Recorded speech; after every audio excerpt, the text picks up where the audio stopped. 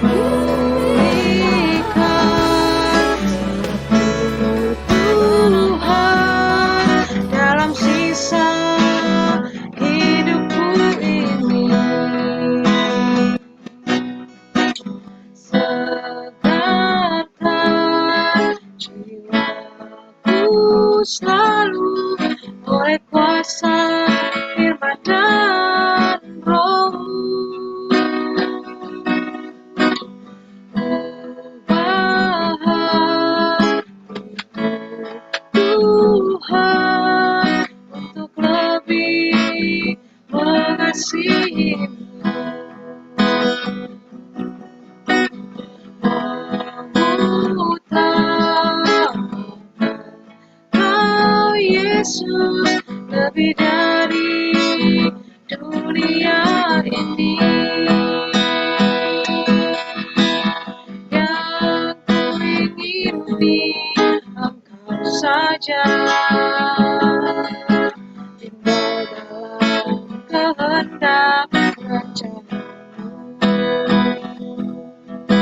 Pisahkan diriku dari dunia ini, semakin ku dapat kerajaan-Mu. Oh Tuhan Yesus, kerinduan hatiku, mutiara tak ternilai harta milikku. Keindahan-Mu memudarkan dunia, di mataku Engkau termulia. Oh Tuhan Yesus, kerinduan hatiku, mutiara tak ternilai harta milikku.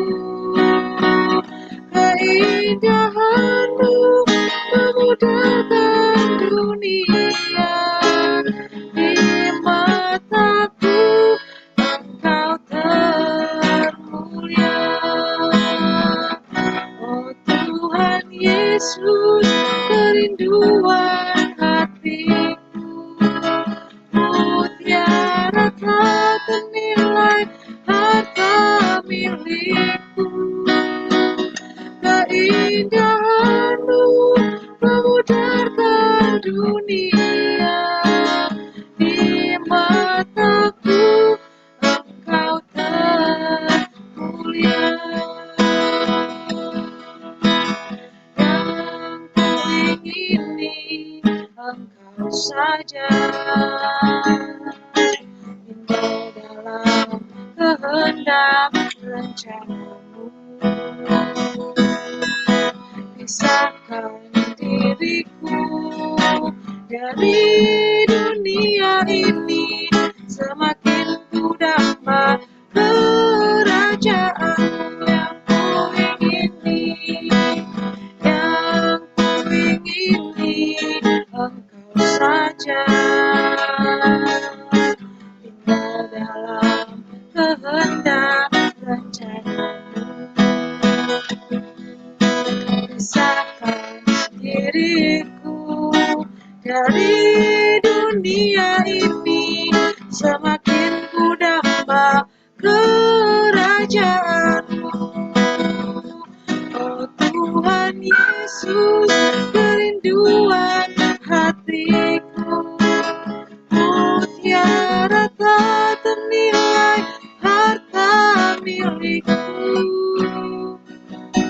Keindahan-Mu memudarkan dunia, di mataku Engkau termulia. Oh Tuhan Yesus, kerinduan hatiku, mutiara tak ternilai harta milikku. Keindahan-Mu memudarkan dunia, di mataku Engkau termulia.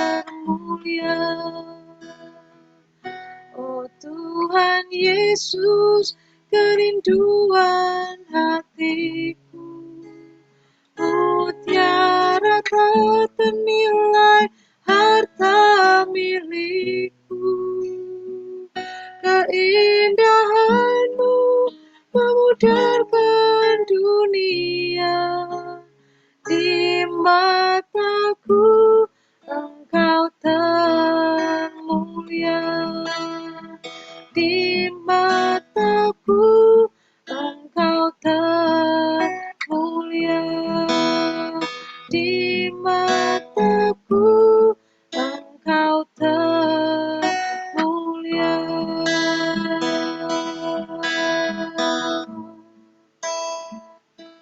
Engkaulah kerinduan hati kami, Tuhan.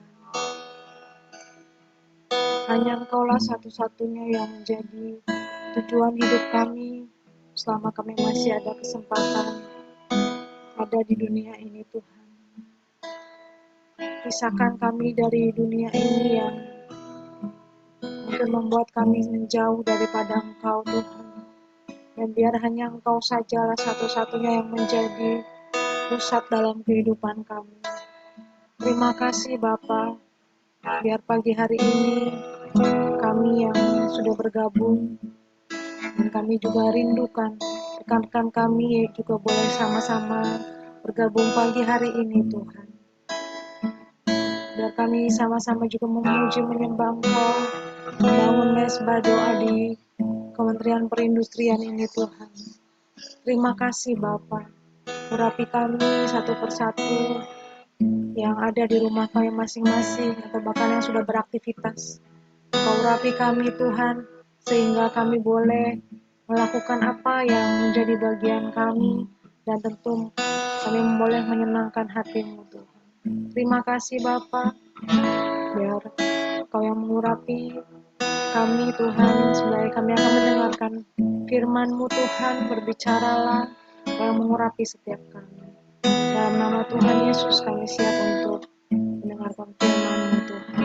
Haleluya, amin. Tuhan, terima kasih. Oh, shalom Pak Beni.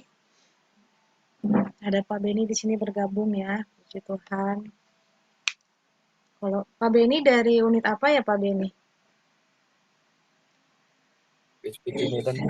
Oh Medan, oh ya, puji Tuhan. Selamat datang Pak Beni. Di sini sudah ada Bu Erika, ada Mbak Ivon juga.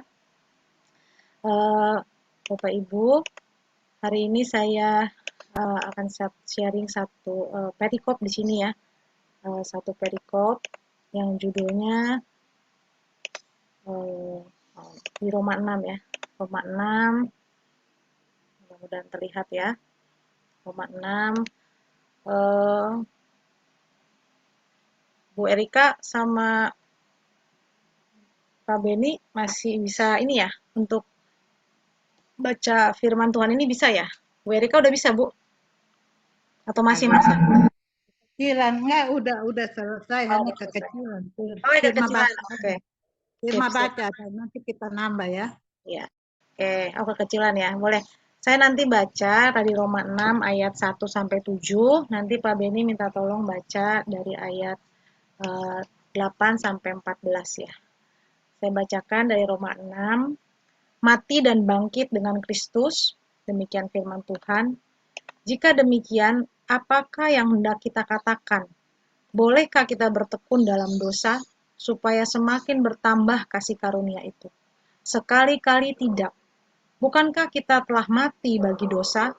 Bagaimanakah kita masih dapat hidup di dalamnya? Atau tidak tahukah kamu bahwa kita semua yang telah dibaptis dalam Kristus telah dibaptis dalam kematiannya?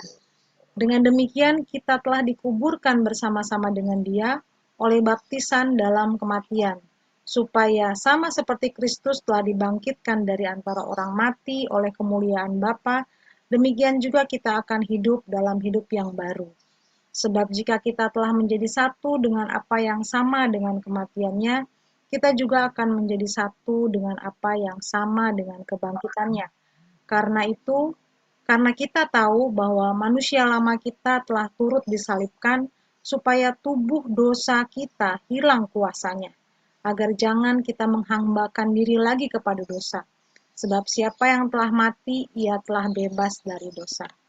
Pak Beni, bisa tolong lanjutkan ayat 8 sampai 14? Jadi jika kita telah mati dengan Kristus, kita percaya bahwa kita akan hidup juga dengan Dia.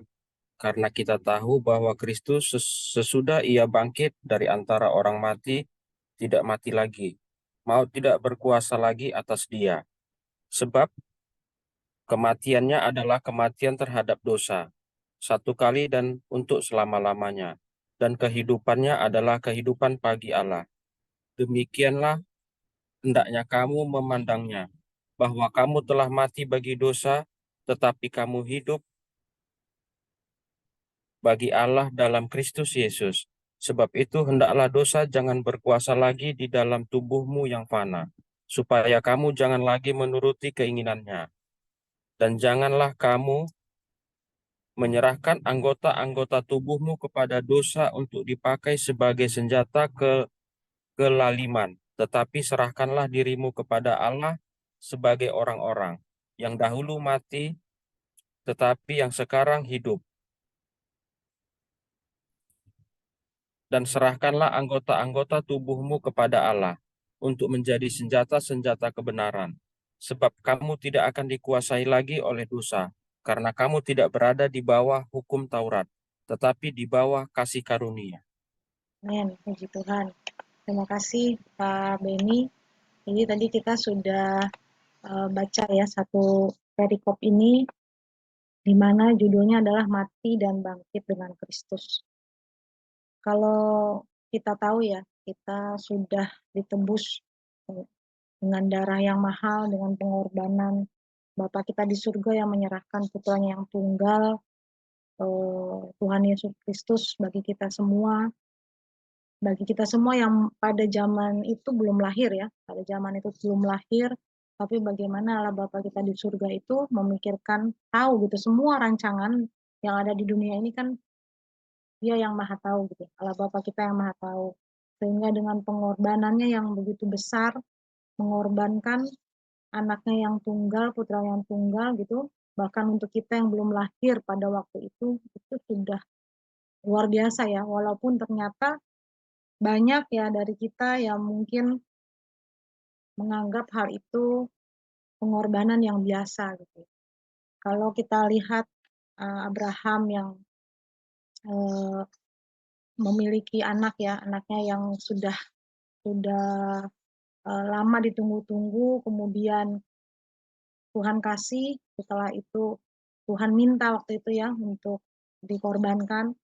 Itu saja sudah sangat miris ya, sangat miris. Tapi ini Allah Bapa kita memberikan putranya, menyerahkan putranya yang tunggal dengan tujuan supaya kita selamat dari api kekal. Dan itu benar-benar Allah Bapa kita lakukan dengan benar-benar menyerahkan anaknya gitu. Tetapi kadang atau bahkan sering respon kita adalah seperti yang di ayat 1 ini gitu. Bolehkah kita bertekun dalam dosa supaya semakin bertambah kasih karunia itu? Bagaimana kita kadang menganggap enteng pengorbanan itu, menganggap biasa-biasa saja pengorbanan itu, sehingga kita berpikir, oh ya sudah kita berbuat dosa juga nanti kita minta ampun juga Tuhan kasih kasih pengampunan buat kita gitu. Bagaimana liciknya kita sebagai manusia yang memandang enteng pengorbanan itu, memandang rendah pengorbanan Bapa kita di sorga, Tuhan Yesus yang sudah mati buat kita. Sehingga banyak yang tidak sedikit gitu yang berpikir, makanya ada ayat ini. Jika demikian, apakah yang hendak kita katakan? Bolehkah kita bertekun dalam dosa supaya semakin bertambah kasih karunia itu? Orang yang memang merasa pengorbanan itu biasa-biasa saja gitu ya. Misalnya kita ada dalam satu penjara ya, kemudian ada orang yang menebus kita keluar dari penjara, sehingga kita pasti bersyukur banget ya, bersyukur banget. Kenapa kita yang harusnya mengalami hukuman banyak panjang gitu, tapi kita ditebus gitu. Bagaimana kita bersyukur banget, sehingga seharusnya sewajarnya kita tidak lagi melakukan kesalahan sehingga yang bisa membuat kita masuk lagi dalam penjara itu. Pasti kita akan menjaga hidup kita, menjaga pola pikir kita, tindakan kita, perencanaan kita akan menjaga itu semua supaya tidak terjerumus lagi ke dosa yang menyebabkan kita masuk ke dalam penjara itu. Tapi dengan banyak orang yang berpikir seperti itu di ayat 2, apakah kita boleh berpikir seperti itu? Di ayat 2 disampaikan sekali-kali tidak. Bukankah kita telah mati telah mati bagi dosa? Bagaimana kita masih dapat hidup di dalamnya? Atau tidak tahukah kamu bahwa kita semua yang telah dibaptis dalam Kristus telah dibaptis dalam kematiannya? Jadi kalau telah dibaptis dalam kematiannya ya berarti memang mati secara kita yang masih belum menerima Tuhan Yesus sebagai Tuhan dan Juru Selamat kita masih hidup dikuasai oleh manusia lama, ya bisa di manusia lama itu ya seperti mudah marah, terus berpikiran untuk kepentingan diri sendiri, menganalisa untuk kemauan kita sendiri gitu ya, merencanakan segala sesuatunya untuk keinginan sendiri gitu. Tetapi ketika kita sudah menerima Tuhan gitu, kita telah dibaptis dalam kematiannya. Jadi maksudnya apa? Jadi ayat 4 ini disampaikan dengan demikian, kita telah dikuburkan bersama-sama dengan Dia oleh baptisan dalam kematian. Artinya manusia lama kita dikubur gitu. Supaya sama seperti Kristus telah dibangkitkan dari antara orang mati oleh kemuliaan Bapa, demikian juga kita akan hidup dalam hidup yang baru. Ketika kita dibaptis dalam kematiannya, manusia lama kita juga dikubur, sehingga kita dibangkitkan dengan tubuh yang baru, dengan hidup yang baru. Jadi, kalau misalnya kita berpikir, oke, Olive udah datang sini ya, selamat datang Olive. Jadi, kalau saya lanjutkan di sini, ketika kita hidup dalam belum mengenal Tuhan, manusia lama dan manusia lama kita masih ada di dalam diri kita. Tetapi seiring dengan pengenalan kita terhadap Tuhan, terhadap kebenaran firman Tuhan, Tuhan menginginkan manusia lama kita terpisah dari manusia baru kita. Makanya tadi lagu yang tadi kita nyanyikan bersama, yang kuingini engkau saja, tinggal dalam kehendak. Saya stop share yang di sini dulu, saya share yang ada di layar tadi, lagu. Jadi kalau tadi di layar ini, sebelum refnya, yang kuingini engkau saja, tinggal dalam kehendak rencanamu. Pisahkan diriku dari dunia ini. Semakin kudamba kerajaanmu. Bagaimana ketika kita bisa bilang pisahkan diriku dari dunia ini? Karena ya memang kita sadar, kita tahu yang kita ingini hanya Tuhan. Dan dalam kehidupan rohani kita, ketika manusia lama kita masih ada di dalam diri kita, Tuhan mau itu terpisah. Manusia lama kita terpisah benar-benar dari manusia baru kita. Manusia hidup baru kita yang setelah kita tadi dibaptis, Tuhan rindu supaya kita yang bangkit lagi bukanlah manusia lama kita, tetapi adalah hidup yang baru di dalam Tuhan. Di ayat 5 tadi, sebab jika kita telah menjadi satu dengan apa yang sama dengan kematiannya, kita juga akan menjadi satu dengan apa yang sama dengan kebangkitannya. Mungkin kita pikir, susah untuk meninggalkan manusia lama kita atau memisahkan diri kita dari manusia lama kita. Jadi kalau ini awalnya manusia lama, ini anak manusia baru dalam manusia ya, Tuhan mau itu semua terpisah gitu. Jadi manusia lama kita benar-benar terpisah dari manusia baru kita dan tidak kembali lagi gitu. Jadi di ayat 5 ini, sebab jika kita telah menjadi satu dengan apa yang sama dengan kematiannya, kita juga akan menjadi satu dengan apa yang sama dengan kebangkitan. Mungkin orang pikir, susah, nggak mungkin kita meninggalkan manusia lama kita, masih sedikit-sedikit ada emosi, atau sedikit banyak atau banyak sekali masih ada emosi, masih ada kekhawatiran, masih ada marah, dendam gitu ya. Tapi firman Tuhan di ayat 5 jelas disampaikan, sebab jika kita telah menjadi satu dengan apa yang sama dengan kematiannya, kita juga akan menjadi satu dengan apa yang sama dengan kebangkitannya. Kebangkitannya seperti apa yang tadi di ayat 4? Kita akan hidup dalam hidup yang baru. Ya. Nomor ayat 6, karena kita tahu bahwa manusia lama kita telah turut disalibkan ya. Tadi ketika kita dibaptis dalam kematian, yang manusia lama kita telah turut disalibkan. Supaya tubuh dosa kita hilang kuasanya, agar jangan kita menghambakan diri lagi kepada kuasa dosa. Inilah yang Tuhan kehendaki dalam hidup kita. Manusia lama kita telah turut disalibkan dan tubuh dosa kita hilang kuasa. Bagaimana kalau kita merasa, ya ini kan wajar lah manusia ya, pasti ada emosi, pasti ada salah-salah ngomong gitu ya.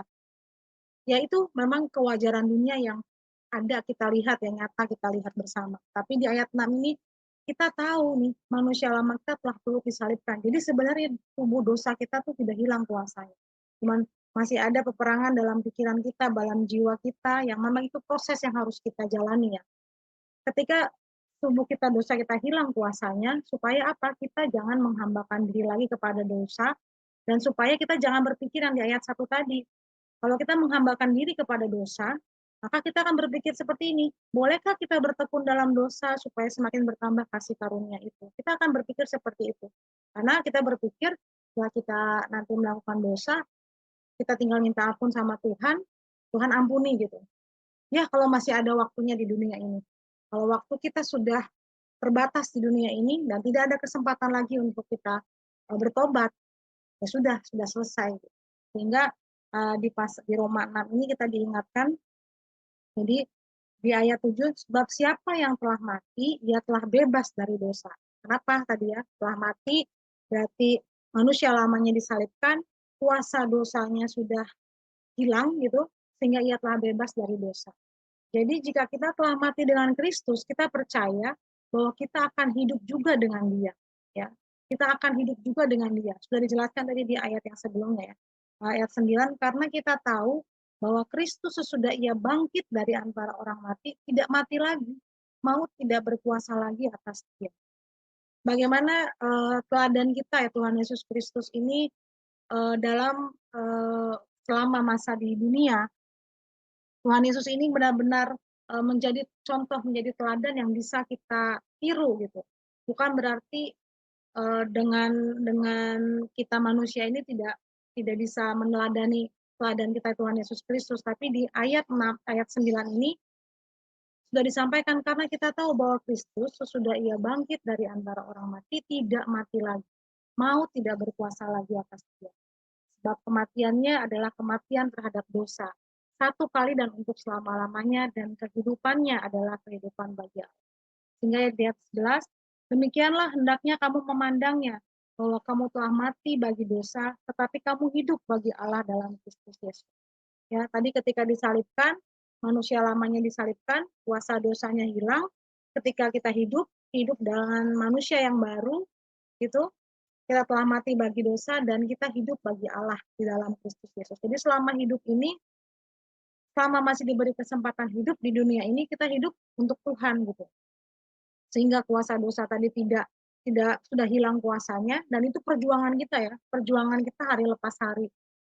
Memang ketika kita jatuh dalam dosa, kita tahu kita harus bertobat, harus ada keaktifan ya dari dalam diri kita ya. Kita tahu kita ini hidup dalam Tuhan ini kan hubungan kita sama Tuhan. Ya mungkin Bapak Ibu semua dalam satu hubungan kan pasti harus ada keaktifan ya, keaktifan. Ketika kita merasa dalam satu hubungan itu renggang, kan kita harus evaluasi ya. Kita harus evaluasi apa yang harus kita lakukan. Itulah hubungan yang aktif gitu kan. Kalau kemarin Bapak Ibu yang sudah ikut ibadah Jumat kemarin, jadi kalau ikut ibadah Jumat kemarin itu temanya adalah terbebas ya, merdeka dari kekhawatiran yang dibawakan oleh hambanya Pak Nixon waktu kemarin siang ya. Kalau disampaikan, ternyata ada 3 step gitu ya, ada 3 step yang harus dilakukan supaya kita merdeka dari kekhawatiran. Yang pertama, waktu kemarin disampaikan, ini saya ulangi lagi, kita mendekat kepada Tuhan. Mendekat kepada Tuhan, mengingat kebaikan Tuhan, dan memperkatakan firman Tuhan. Kesimpulan yang saya ambil dari 3 poin ini adalah suatu tindakan yang aktif. Kita mendekat kepada Tuhan, kita mengingat kebaikan Tuhan, kita memperkatakan firman Tuhan. Tiga-tiganya adalah hal yang aktif, kegiatan yang aktif. Jadi mendekat itu merupakan bagian yang kita harus lakukan ya. Kita harus lakukan supaya kita merdeka dari kekhawatiran yang disampaikan oleh Pak Nixon kemarin siang ya. Bagaimana dalam hubungan ini kita juga tahu di sini. Jadi demikianlah hendaknya kamu memandangnya bahwa kamu telah mati bagi dosa, tetapi kamu hidup bagi Allah dalam Kristus Yesus. Jadi kita rindu supaya di dalam hidup kita juga hubungan kita bersama Tuhan, kita juga harus tahu ketika itu apa yang kita lakukan, apa yang kita perkatakan, apa yang kita pikirkan ya, yang orang lain tidak tahu, yang kan pikiran ini hanya ada di dalam pikiran kita sendiri ya, pertimbangan hati kita juga ada dalam diri kita sendiri. Bagaimana sampai kedalamannya itu pun kita benar-benar mau meminta, apakah Tuhan berkenan, apakah Tuhan bersukacita dengan apa yang kita pikirkan, apa yang kita pertimbangkan gitu, sampai benar-benar sedalam itu, gitu. Jadi kita mau supaya hidup kita itu yang sudah ditebus dengan darah yang mahal, itu tidak apa ya, tidak sia-sia gitu, seperti orang yang tadi di penjara kemudian ditebus, dibebaskan dari masa tahanan yang lama gitu, dia seharusnya gitu, sewajarnya dia tidak melakukan kesalahan yang sama. Nah, apa artinya ketika kita melakukan lagi kesalahan yang sama? Ya berarti dia tidak mengerti. Poin penebusan itu dia menganggap enteng, menganggap rendah penebusan yang sudah dilakukan orang yang menebus kita. Di ayat 12, sebab itu hendaklah dosa jangan berkuasa lagi di dalam tubuhmu yang fana, supaya kamu jangan lagi menuruti keinginannya. Ya, di ayat 12 ini kan tadi di sebelumnya kita hidup dalam Kristus, kita disalib, manusia lama kita mati, tetapi memang ada keinginan-keinginan manusia lama yang masih ada melekat di dalam tubuh kita. Tapi kita memang harus berjuang. Inilah perjuangan kita selama kita masih ada di dunia ini ya. Hendaklah dosa jangan berkuasa lagi di dalam tubuhmu yang fana. Tubuh kita ini fana kan ya Bapak Ibu ya.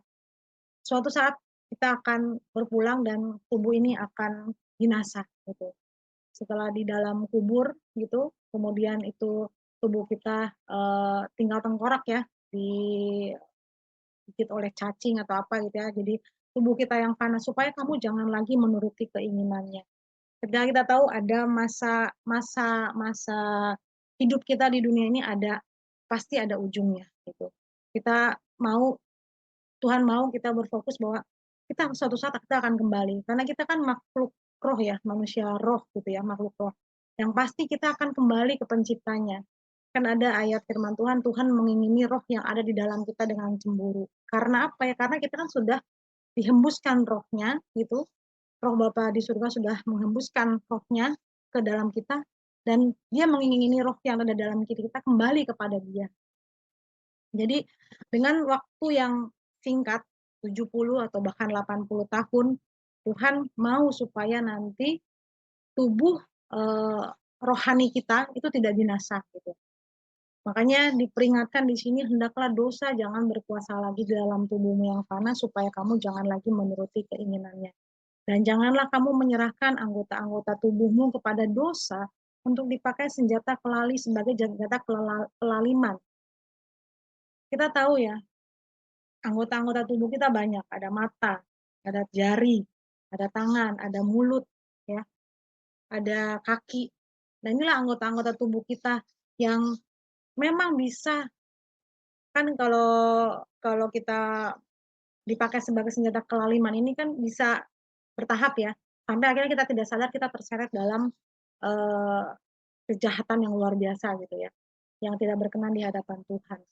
Dan ini udah sampai benar-benar secara fisik ya, bukan lagi di dalam jiwa atau pikiran kita, tapi ini benar-benar sudah terrealisasi gitu ya, menyerahkan anggota-anggota tubuh kita kepada dosa untuk dipakai sebagai senjata kelaliman. Tapi serahkanlah dirimu kepada Allah sebagai orang-orang yang dahulu mati, tetapi yang sekarang hidup. Dahulu mati ini maksudnya mati dalam manusia lamanya ya, tapi yang sekarang hidup dengan hidup baru yang Tuhan berikan kepada kita. Dan serahkanlah anggota-anggota tubuhmu kepada Allah untuk menjadi senjata-senjata kebenaran. Jadi bukan senjata kelaliman, tetapi senjata kebenaran. Itulah yang Tuhan rindukan. Tuhan memakai anggota tubuh kita ya, mata, tangan, perkataan, lidah kita, kaki gitu. Semuanya untuk senjata-senjata kebenarannya Allah. Sehingga di ayat 14, sebab kamu tidak akan dikuasai lagi oleh dosa, karena kamu tidak berada di bawah hukum Taurat, tetapi di bawah kasih karunia. Nah, pasal ini kita lihat mati dan bangkit dengan Kristus, bagaimana setelah kita menyerahkan tubuh kita, manusia lama kita terpisah dari manusia lama kita, itu bukan berarti kita tidak punya rencana ke depan, masa depan, bukan berarti begitu, tapi kita benar-benar bangkit dengan Kristus yang hidup di dalam kita, dengan kehendak Bapa kita di surga yang kita bisa lakukan. Jadi memang dalam perjuangan ini, dalam masa hidup kita ini, ya pasti banyak ya Bapak Ibu ada cerita-cerita, pengalaman-pengalaman pribadi yang terjadi dalam hidup kita. Bagaimana kalau kita jatuh dalam dosa, terus Tuhan ingatkan bagaimana respon kita untuk bisa mengikuti kembali ya ke jalur yang benar, ke track yang benar gitu. Karena Tuhan merindukan kita, manusia lama kita benar-benar terpisah gitu. Jadi kalau lingkarannya masih nyatu, itu terpisah, benar-benar terpisah dari hidup baru yang sudah Tuhan berikan kepada kita. Dan Tuhan juga rindukan supaya kita meresponi segala sesuatu ya, segala sesuatu yang terjadi di dunia ini kan pasti tidak pernah sedikit pun luput dari rencana Tuhan. Pasti ada maksudnya. Dan kadang ketika kita meresponi itu kan kadang kita bisa diem gitu ya, kadang kita bisa reaktif gitu. Kita bisa merespon dengan cepat gitu. Tapi diamnya kita ini bagaimana nih? Diamnya kita ini apa diam yang menyimpan kemarahan atau diam yang benar-benar kita berkomunikasi dengan Roh Kudus gitu. Karena kadang diamnya kita ini kan nyimpen ya. Kadang diamnya kita ini juga bukan diam yang murni. Bisa jadi diam yang suatu saat nih nanti ya kalau ada waktu saya akan balas gitu ya. Tapi sampai pada titik kita Tuhan itu maunya kita diam itu benar-benar ada waktu saat kita berkomunikasi sama Roh Kudus. Diamnya kita adalah diam yang merenungkan bukannya kenapa orang ini begini, orang begini. Tuhan mau bicara apa dalam kondisi ini? Tuhan mau bicara apa dalam keadaan yang tidak mengenakan ini gitu. Nah itulah sampai diam pun Tuhan perkarakan sama kita gitu. Diammu itu apakah diam yang murni atau diam yang sebenarnya cuman mau dilihat orang supaya tenang aja gitu. Nah itulah sampai seperti itu pun sampai sedetil itu pun Tuhan perhatikan supaya kita pun ketika nanti kita siap untuk menghadap Bapa kita di surga, Tuhan melihat mendapatkan kemurnian dari hati kita gitu ya. Jadi kalau misalnya mungkin teman-teman pernah ya jalan pagi ya, kalau jalan pagi atau olahraga pagi lah ya, kan kita berharap kecepatan kita konstan ya supaya misalnya ada target untuk olahraga berapa ribu langkah dalam berapa menit itu tercapai gitu. Nah, kalau misalnya jalan pagi nih ya, jalan pagi, mungkin coba katanya Olive ya, Olive misalnya, Olive masih ini kan, masih on kan? On, Kak. Nah, Olive kakak mau nanya nih, kalau misalnya lagi jalan pagi nih, tiba-tiba jalan pagi itu, Olive-nya mana ya? Olive-nya keluar tiba-tiba. Ya udah, Olive-nya keluar. Oke, saya tanya boleh ke Pak Beni ya, Pak Beni. Karena, ini dia Olive. Olive kemana Olive? Ditanya langsung ini keluar tadi. Oke, Olive sama Pak Beni nanti saya tanya ya. Kalau misalnya lagi jalan pagi gitu ya, yang tadinya kecepatannya konstan, terus tiba-tiba kecepatannya berkurang. Nah itu biasanya karena apa ya? Karena apa Olive? Jadi kalau saya jalan pagi, capek, Kak. Capek ya? Oke. Ya, Ada lagi? fokusnya teralihkan. Teralihkan. Oke, sip. Kalau Pak Beni gimana Pak? Iya sama Bu, capek Bu. Capek ya, iya betul-betul. Ya, betul. Jadi ketika kita biasanya ada jalan pagi ya, kita jalan pagi terus kecepatannya konstan, tiba-tiba kita kecepatannya berkurang, bisa jadi karena faktor internal kita gitu ya, capek, atau misalnya kita lagi lihat HP atau ngobrol gitu ya, tapi bisa jadi dari eksternal kita. Misalnya ada orang lewat juga atau ada mobil lewat sehingga kita harus memperlambat kecepatan kita gitu ya. Capek itu juga dari internal kita ya. Jadi sama juga teman-teman, Bapak Ibu, ketika dalam perjalanan kita bersama Tuhan, hubungan kita sama Tuhan, kalau ternyata kita merasa ada kecepatan kita yang berkurang gitu, atau hubungan kita sama Tuhan yang renggang, itu pasti ada faktor yang mempengaruhinya gitu. Kadang kan dan itu kembali lagi sama kita yang saya bilang tadi, hubungan kita yang aktif tadi, apakah kita mendekat kembali kepada Tuhan, apakah kita mengingat lagi kebaikan Tuhan, apakah kita kembali memperkatakan firman Tuhan. Nah, inilah yang menjadi perjuangan kita selama di dunia ini. Jadi dalam banyak hal, saya tidak tahu Pak Beni mengalami apa ya, karena kita baru ketemu ya Pak di sini. Apa yang menjadi pergumulan Pak Beni, apa yang menjadi pergumulan Bu Erika, atau apa yang menjadi pergumulan Bu Olive, Mbak Ivon juga selama saat-saat ini yang memang berat, yang orang tidak tahu sama sekali dan hanya kita pribadi sama Tuhan yang tahu. Ketika kita tahu ada satu hambatan atau berbeda gitu ya, kok berbeda ya? Ya kita yang aktif gitu. Kita yang aktif, kita dekat lagi sama Tuhan, kita ingat lagi kebaikan Tuhan, kita perkatakan lagi firman Tuhan. Dan pasti dalam satu hubungan itu kita akan mendapatkan pembaharuan lagi gitu di dalam Tuhan. Jadi inilah perjuangan yang kita hadapi semua. Saya juga begitu. Kita juga semua sama. Bagaimana keadaan yang tadi ya terpisah manusia lama dan manusia baru, kita benar-benar kita terpisah dari manusia lama. Itulah yang Tuhan inginkan, sehingga dalam respon kita diam pun kita benar-benar diam yang benar-benar tanya sama Tuhan, bukan diam yang menyimpan kok Tuhan gini ya, kok dia kayak gini ya gitu. Itu respon yang wajar secara dunia, tapi respon yang Tuhan rindukan adalah supaya itu tadi, yang kuasa dosa dalam tubuh kita hilang kuasanya. Sehingga kalau hilang kuasanya dan kita dipenuhi oleh kuasa dari Tuhan. Nah, itu yang mau saya sharingkan Bapak Ibu pagi hari ini. Saya percaya apa yang boleh kita dengar, kita renungkan dalam doa pribadi kita, supaya kita semua dalam perjuangan hidup kita selesaikan dengan baik, selesaikan dengan dalam waktu Tuhan ya, sehingga pada waktunya kita kembali kepada Bapa di surga, kita rindu untuk boleh bertemu dengan Dia dalam keadaan yang Tuhan kehendaki.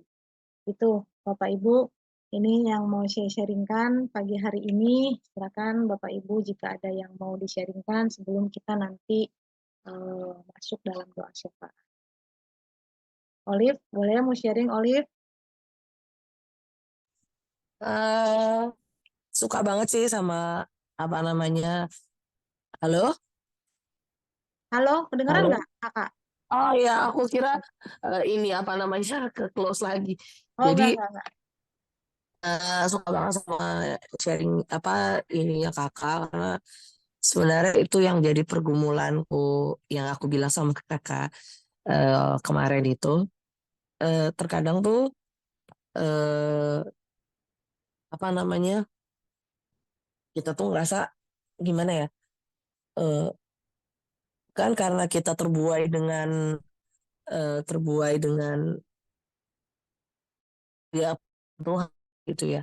Karena saat melakukan dosa kita selalu berpikir nanti paling juga diampunin gitu kan. Tapi sebenarnya kita sebenarnya secara tidak sadar tuh sebenarnya menyadari kalau saat kita melakukan dosa yang hilang itu adalah kayak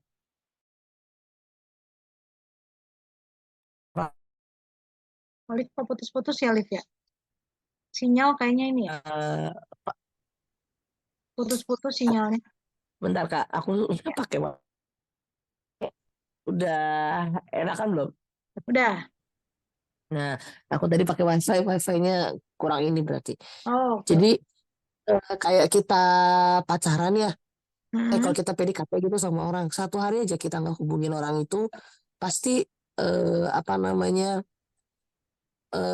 kayak berasa udah jauh gitu. Nah, Hmm. saat kita melakukan dosa, berasanya tuh gimana ya?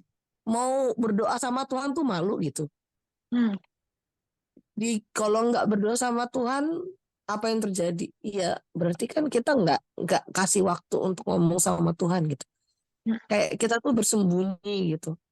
Ya, terus kalau bersembunyi mau sampai kapan bangun hubungan gitu kan ya? Hmm. Itu sih yang terjadi. Makanya kayak aku ya mungkin ada berapa kali dalam minggu ini dulu ketemu kasih rumah kemarin di ibadah. Ibadah. Ya ibadah kemarin kok berasa abu-abu banget. eh, kayaknya hidup sih bahagia-bahagia aja ya. Malah lancar banget gitu. Tapi nggak ada damai sejahtera sama sekali gitu loh. Kayaknya tuh kayak hidup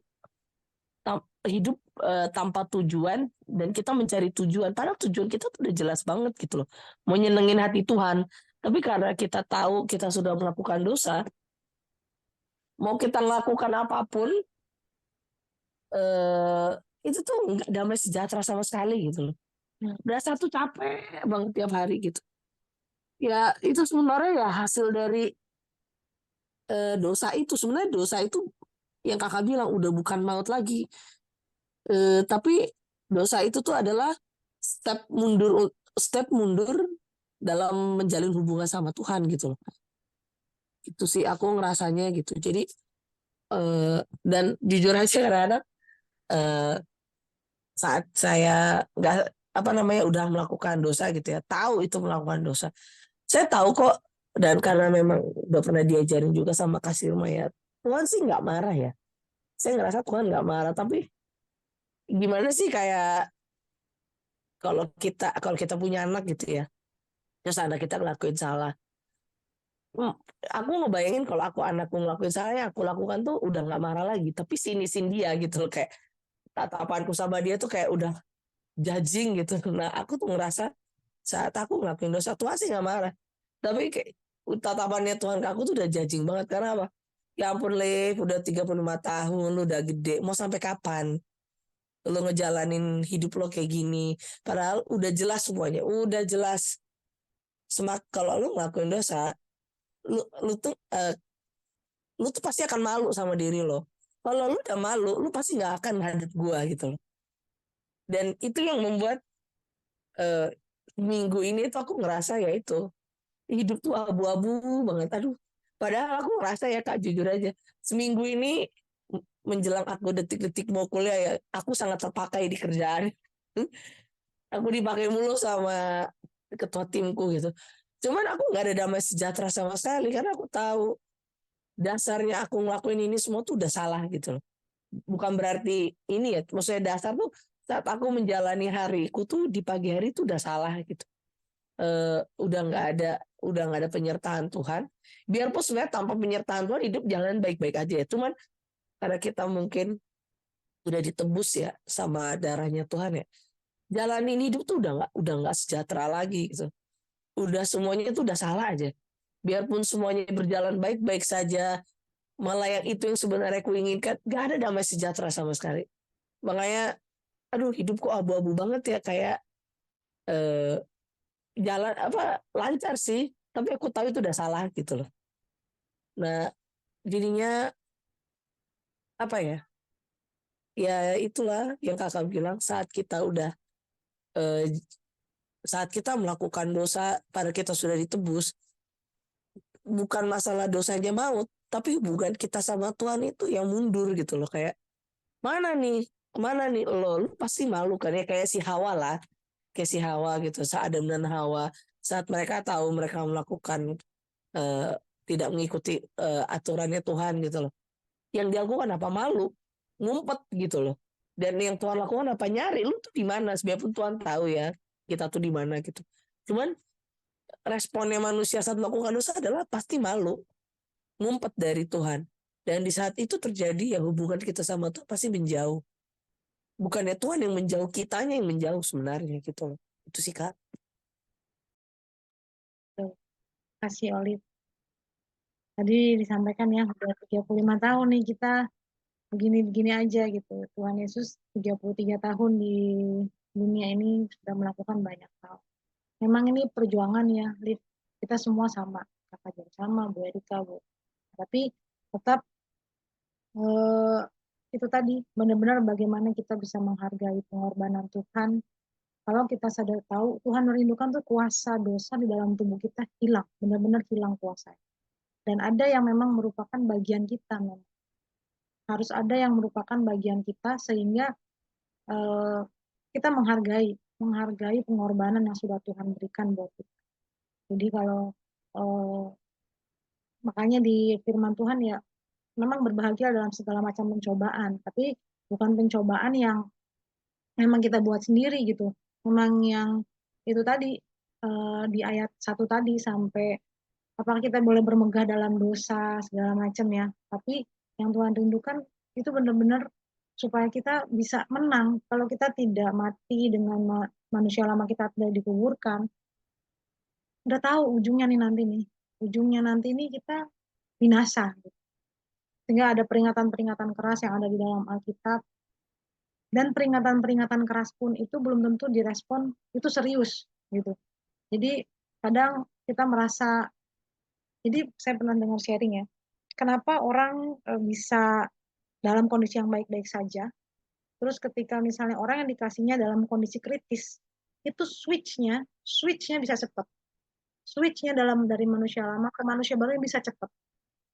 Nah, kenapa kita tidak seperti itu di dalam Tuhan? Kenapa switchnya kita ketika kita tahu itu akan mendatangkan kebinasaan bagi kita? Kenapa kita tidak cepat berganti dari itu ya dosa, kita tidak melakukan dosa lagi? Karena kita ada sesuatu yang kita tidak mengerti itu, atau yang tadi saya bilang itu menganggap enteng, menganggap rendah pengorbanan yang Tuhan berikan gitu. Kalau kita renungkan lagi, masa iya sih saya menganggap rendah atau menganggap enteng, ya begitu, sama seperti tadi yang anak-anak kita yang misalnya sudah ditegur melakukan banyak kesalahan, tapi jatuh lagi karena dia belum mengerti, dia masih belum mengerti. Oke lah kalau masih kecil belum mengerti, tapi kalau sudah dewasa itu bisa arah menganggap enteng atau menganggap rendah gitu. Dan apa perlu gitu sampai kita switchnya berganti cepat dengan kondisi yang tragis gitu kan? Nggak sampai segitu, nggak perlu sampai segitu baru kita switch gitu.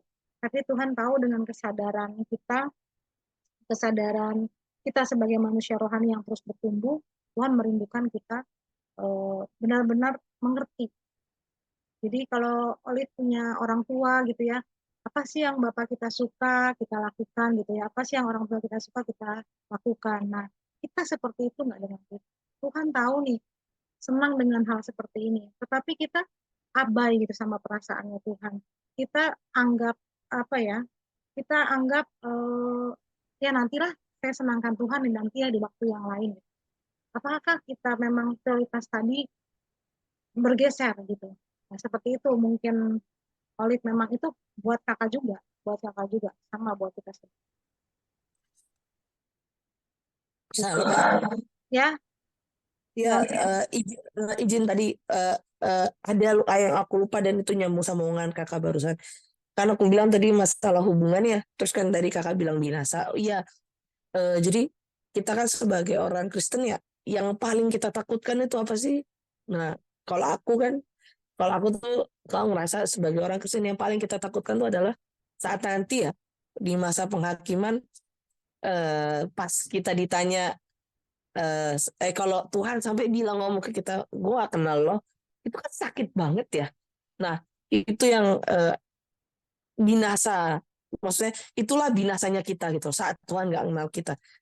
Kenapa Tuhan bisa nggak kenal kita? Ya itu kalau yang tadi dibilang itu, yang ya kita nggak ada usaha untuk buat.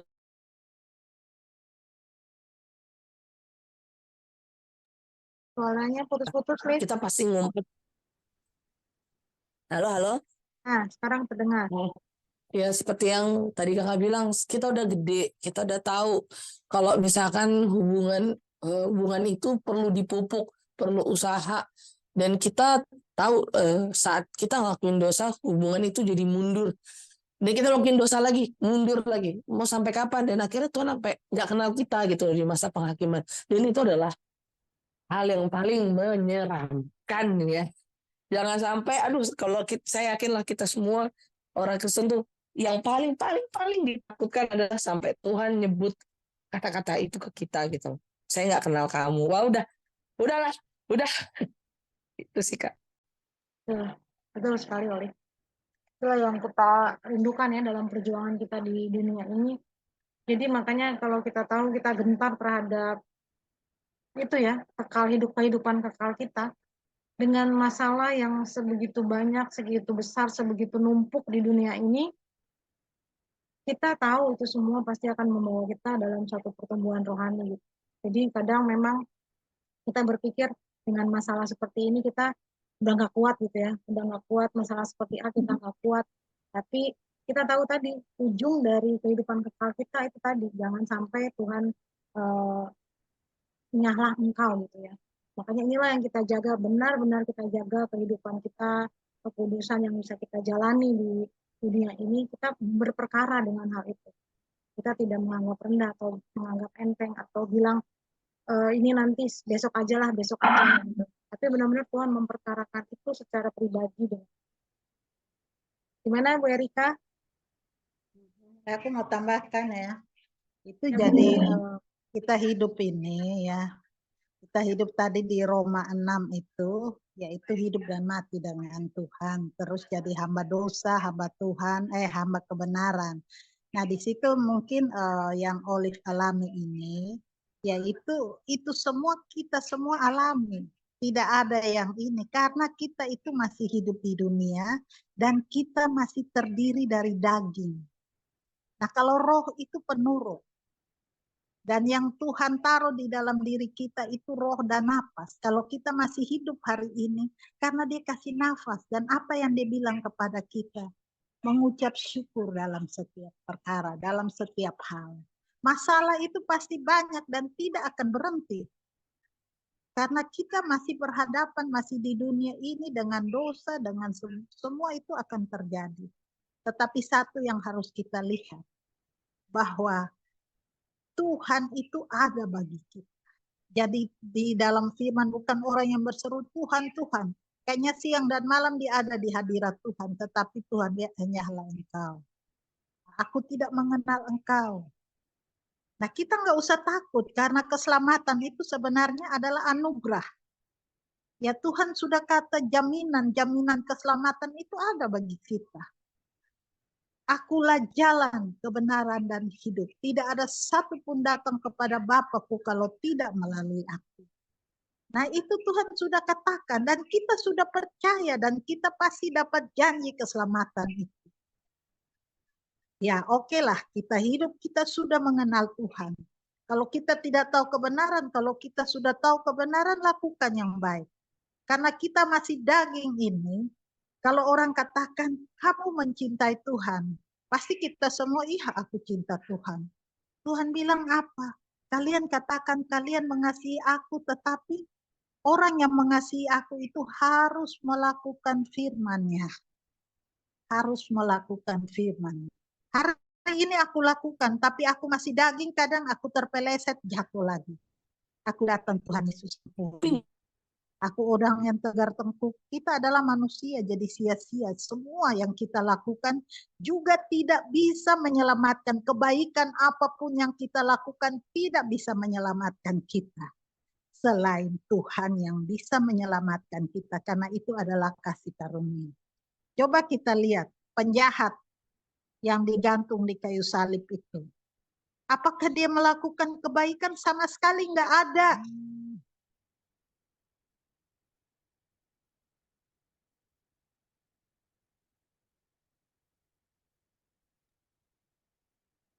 Erika?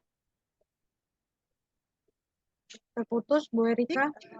Oke, sorry ya, ada yang Nah terus apa namanya? Jadi kita nggak usah berkecil hati ya, karena hidup ini adalah kasih karunia. Tuhan Yesus itu apa salahnya? Nggak ada dia, salah nggak?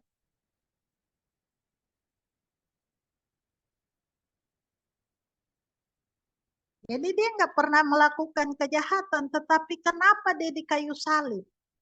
Karena dia merendahkan diri bahkan serendah-rendah dan mati di kayu salib untuk menebus dia. Kasih dia itu terlalu besar. Jadi saat ini kita aja menjadi hamba kebenaran aja nggak becus. Saat ini kita benar, kita ngomong udah baik-baik. Begitu datang ngomel-ngomel kita langsung hantam dengan omelan.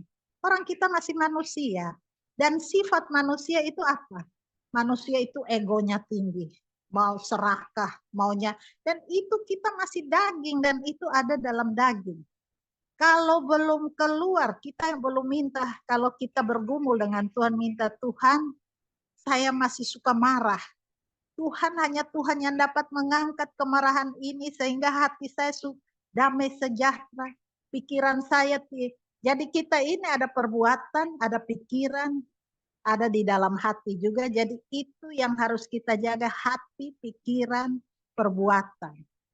Kadang kita udah jaga perbuatan, nggak buat jahat, karena perbuatan itu fisik, jadi kita bisa kontrol lebih ini. Tetapi pikiran kita bisa kontrol, nggak bisa.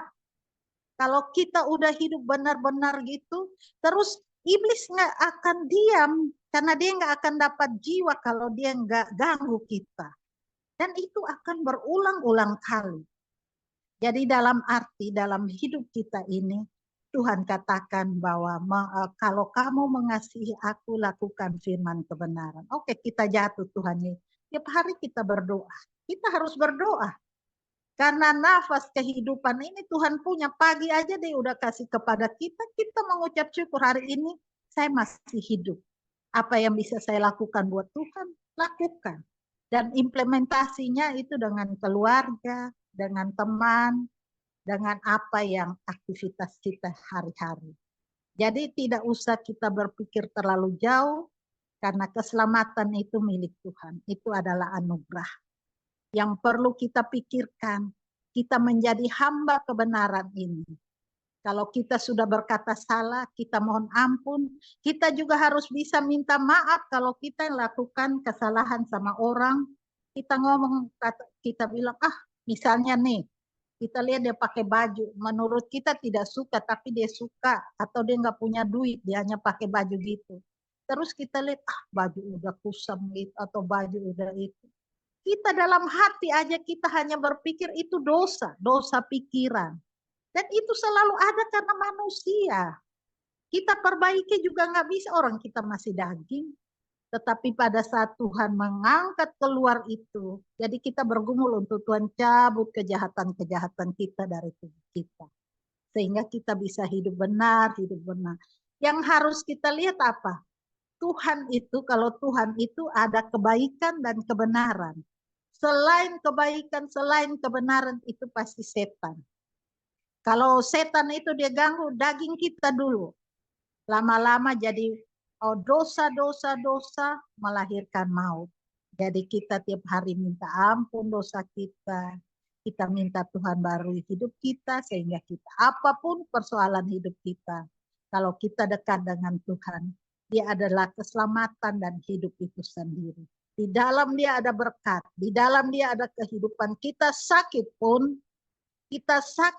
kita minta Tuhan. Tuhan bisa angkat penyakit-penyakit itu. Jadi taruh iman, kepercayaan yang sungguh buat Tuhan.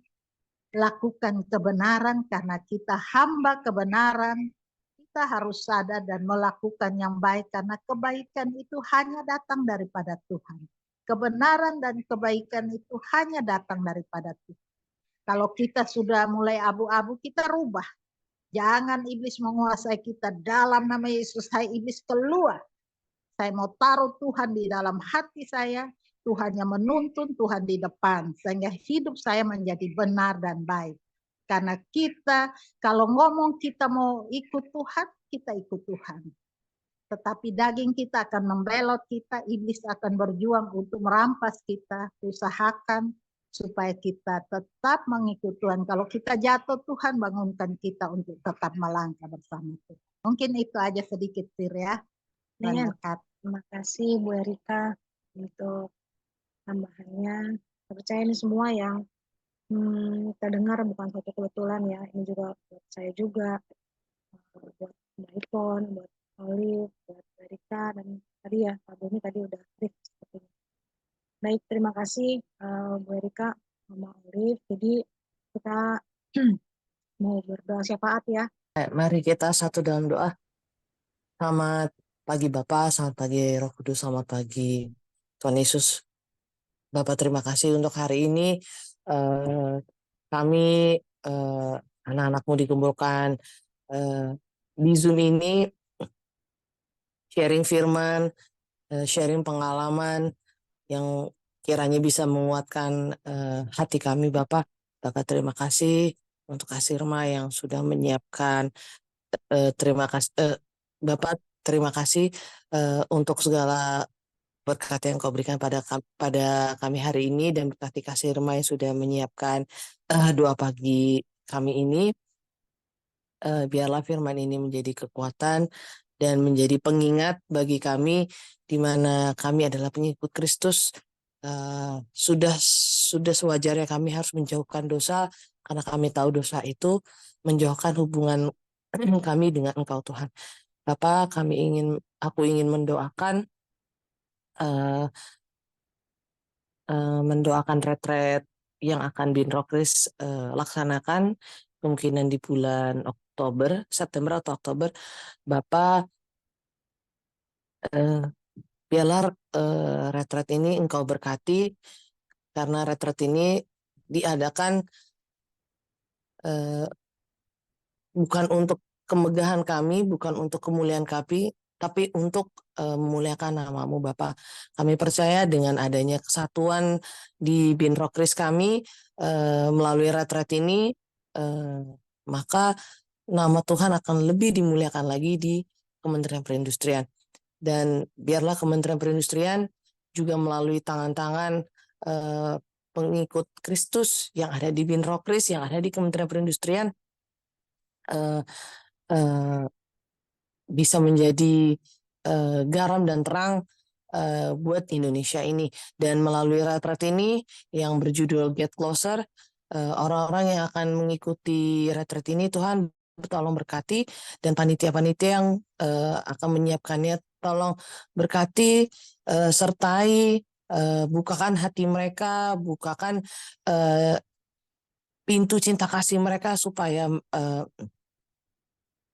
apa yang mereka kerjakan bukan suatu kewajiban, Bapak, tapi karena cintanya kepada Engkau, dan percaya bahwa retret ini akan menjadi suatu langkah besar dalam mempersatukan pengikut Kristus di Kementerian Perindustrian. Saya juga ingin mendoakan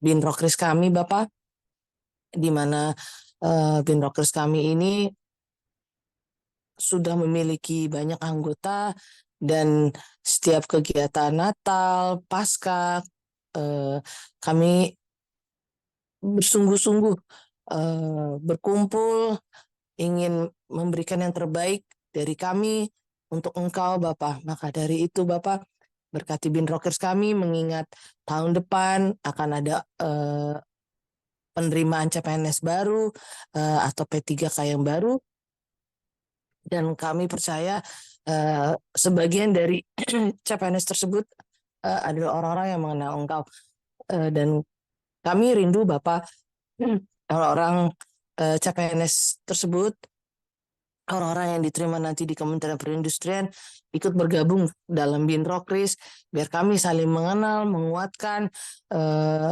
dan kami bisa saling mengingatkan tentang Tuhan Yesus di kehidupan kami semua, sehingga tidak ada yang merasa ditinggalkan, tidak ada yang merasa tidak dipedulikan, karena kami percaya tangan Tuhan pun, kasih Tuhan pun akan turun dari diri kami, tangan kami, dan kami bisa menyebarkannya ke semua orang.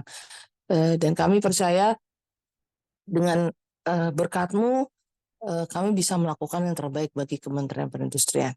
Terima kasih Tuhan Yesus. Amin. Terima kasih Tuhan, kami mau berdoa juga untuk Kementerian Perindustrian, tempat kami boleh bekerja sampai saat ini. Bapak, kami percaya untuk pemimpin kami di Kementerian Perindustrian ini, Bapak Agus Gumiwang Kartasasmita, yang Engkau tuntun untuk boleh menyelesaikan tugasnya sampai akhir masa jabatannya. Berikan beliau hikmat dalam melakukan banyak kegiatan ataupun memutuskan banyak permasalahan yang ada, Tuhan. Berikan beliau hikmat, keluarganya yang Kau berkati, sehingga Kau jaga dari segala macam berbahaya, Tuhan. Terima kasih Bapak, juga kami berdoa untuk para pemimpin kami juga di Kementerian Perindustrian, untuk eselon 1, eselon 2, eselon 3, rekan-rekan kami, seluruh jabatan fungsional ataupun pelaksana. Bahkan obes sekalipun kami berdoa di dalam nama Tuhan Yesus. Kiranya Engkau yang menjaga, melindungi setiap kami Tuhan. Apapun yang boleh kami lakukan Tuhan, berikan kami hikmat untuk boleh memberikan yang terbaik. Kami boleh melakukan segala macam tugas yang menjadi tanggung jawab kami benar-benar dengan dari hati kami yang terdalam dengan tulus Tuhan. Terima kasih Bapak, Engkau pelihara Kementerian Perindustrian di tempat ini Tuhan, di Jakarta ataupun di balai-balai di pusat dan di daerah Tuhan, Kau jaga semua yang boleh bekerja di Kementerian Perindustrian ini Tuhan. Ada yang mengenal Engkau atau yang belum mengenal Engkau, Tuhan Engkau jaga. Kami tidak tahu begitu banyak detail permasalahan ataupun pergumulan yang dihadapi oleh rekan-rekan kami di pusat maupun daerah. Tapi kami percaya lewat doa ini, lewat mesbah doa ini, Engkau yang sanggup pulihkan kondisi rekan-rekan kami, baik yang kami kenal ataupun yang tidak kami kenal, Tuhan. Engkau yang jaga lindungi mereka, Tuhan, dari segala macam tekanan kehidupan ataupun pekerjaan yang mereka alami. Terima kasih Bapak, kami berdoa untuk pemimpin kami di periode pemerintahan yang akan datang.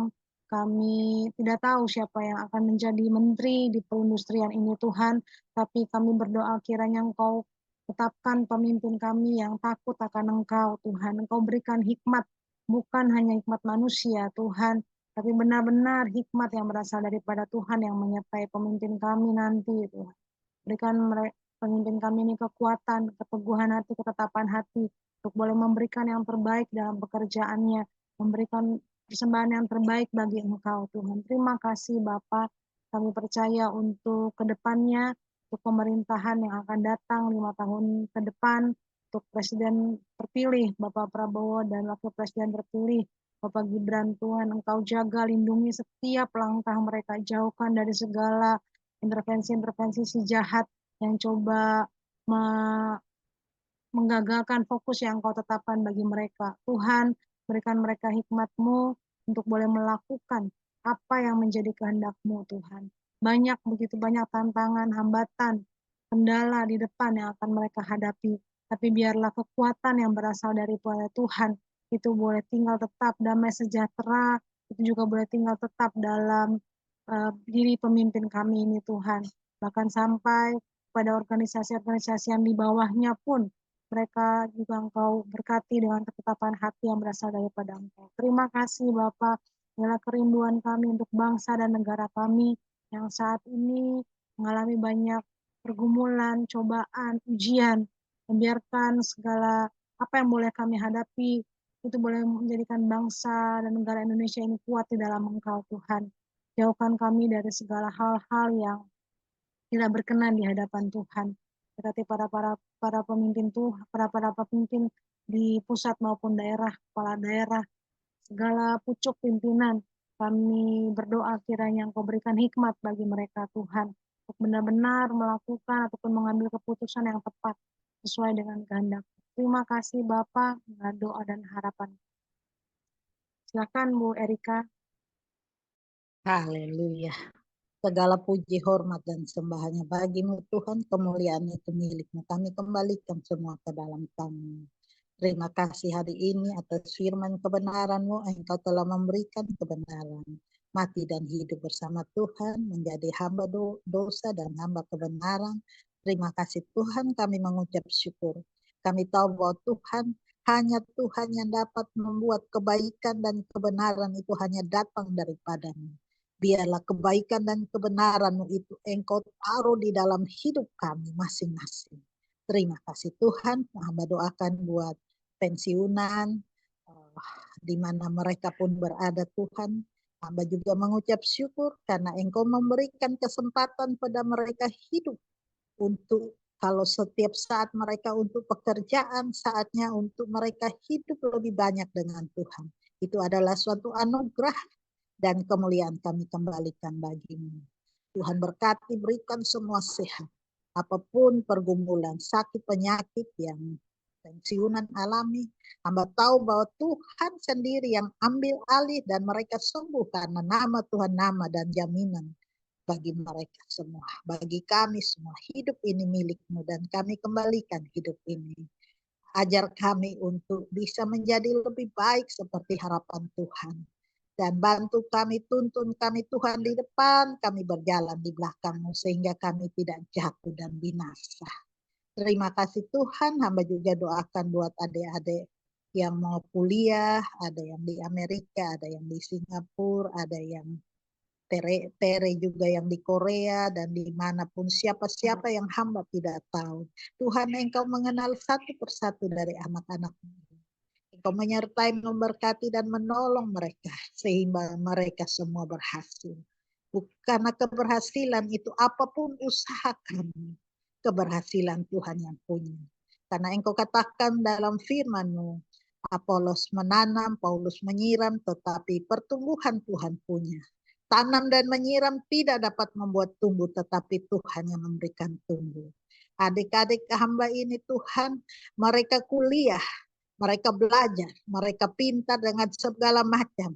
Tetapi sebenar keberhasilan Tuhan yang memberikan. Berikan mereka untuk mendapatkan keberhasilan. Oleh juga Tuhan, Engkau menyertai.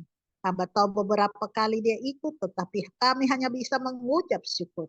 Tuhan Yesus memberikan kesempatan dan dia akan berhasil. Banyak persoalan hidup yang dia hadapi, Tuhan Engkau ambil alih.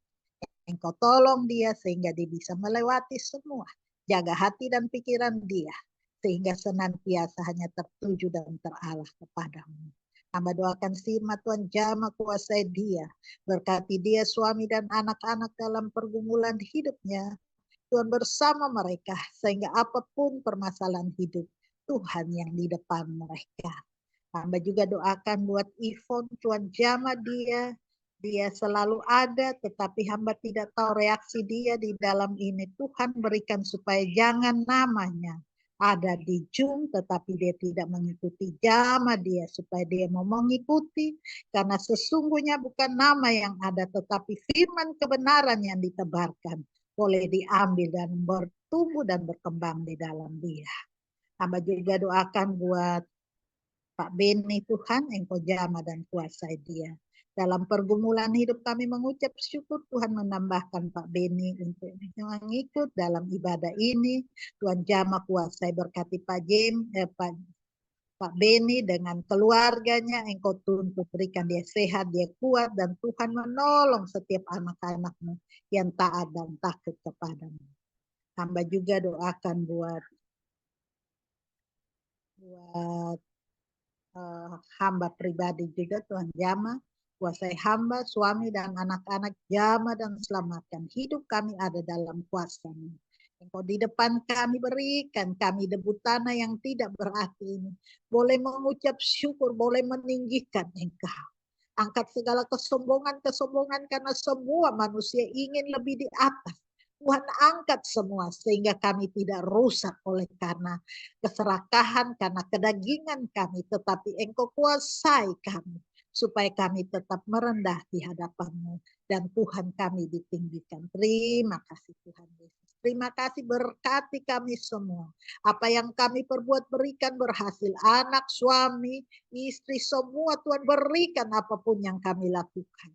Kami berhasil. Berkati dan kuduskan kami, hati kami Tuhan, jaga pikiran kami, jiwa kami. Di dalam nama Yesus Tuhan jamah kuasai dan tuntun kami. Terima kasih Tuhan, bangsa Indonesia yang tidak baik-baik saja ini Engkau tutup bungkus.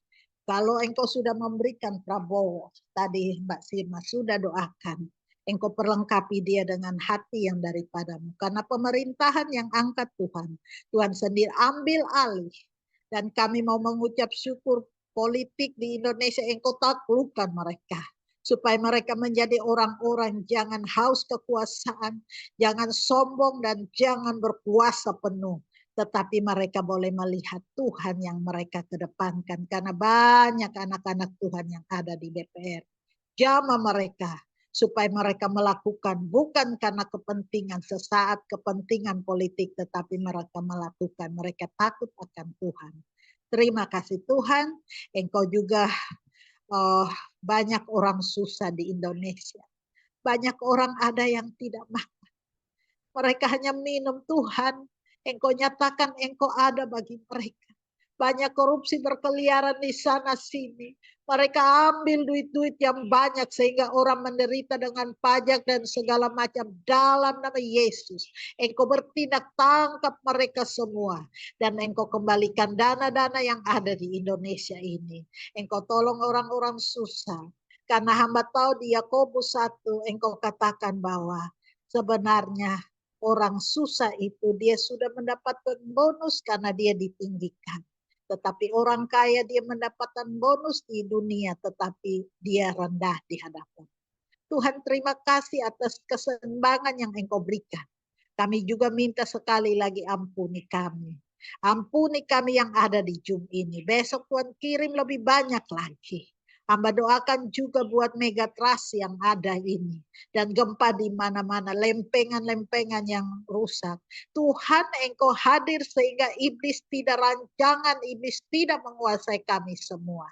Tetapi Engkau sendiri pecahkan segala macam gempa besar, Engkau pecahkan menjadi kecil-kecil. Segala kejahatan yang ada Engkau pecahkan dan hancurkan sehingga iblis tidak beria-ria oleh kematian. Banyak orang percaya di Jakarta ini, di mana di Indonesia banyak orang percaya. Selamatkan.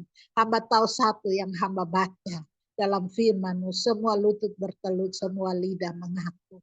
Terima kasih Tuhan, Engkau hadir dan dalam doa Engkau katakan bahwa 22 September Tuhan, kami tidak tahu apa maksudnya, tetapi Tuhan Engkau tolong, jaga dan pelihara anak-anak-Mu, baik keluarga kami semua. Jamah hati-hati kami ini untuk bersih dan berdoa. Kami tahu lebih banyak orang berdoa, lebih banyak orang percaya, maka semua akan baik-baik saja. Terima kasih Tuhan Yesus, kami serahkan kehidupan kami. Hidup ini Tuhan punya, berkati dan kuduskan kami dengan damai sukacita surgawi. Kuasai dan tuntun langkah-langkah hidup kami. Siapapun yang pernah ada di dalam Zoom ini, baik Ibu Shirley juga Tuhan, semua yang mengikuti jamaah dan Tuhan sendiri panggil mereka bersama-sama kami mendengarkan kebenaran. Inilah doa kami naikkan hanya dalam satu nama, Yesus Kristus Tuhan dan Juru Selamat yang sudah mengajar kami berdoa. Kita sama-sama doa Bapa kami. Bapa kami di sorga, dikuduskanlah nama-Mu. Datanglah kerajaan-Mu, jadilah kehendak-Mu di bumi seperti di surga. Berilah kami pada hari ini makanan kami yang secukupnya. Dan ampuni kami atas kesalahan kami seperti kami juga mengampuni orang yang bersalah kepada kami. Dan jangan membawa kami ke dalam pencobaan, tetapi lepaskan kami daripada yang jahat. Karena Tuhanlah yang punya kerajaan, kuasa dan kemuliaan sampai selamanya. Amin. Tuhan